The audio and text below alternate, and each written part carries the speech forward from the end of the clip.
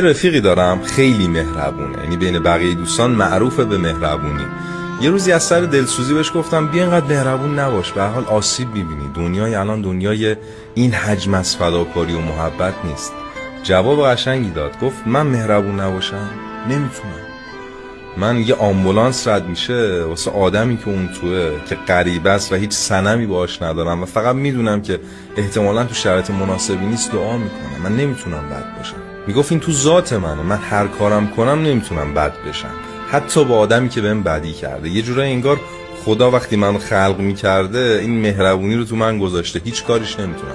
یه بیتی هست میگه چوب این حجم از محبت میکشد آخر مرا، باز هم مانند سابق مهربانی. آدمای مهربون عزیز کرده خدان، اذیتشون نکنید. یه وقت خودشون نمیتونن انتقام بگیرن، نه راهشو بلدن نه اصلا توانشو دارن، ولی خدا عوضش واسهشون جبران میکنه. خدا حواسش بهشون هست. آره.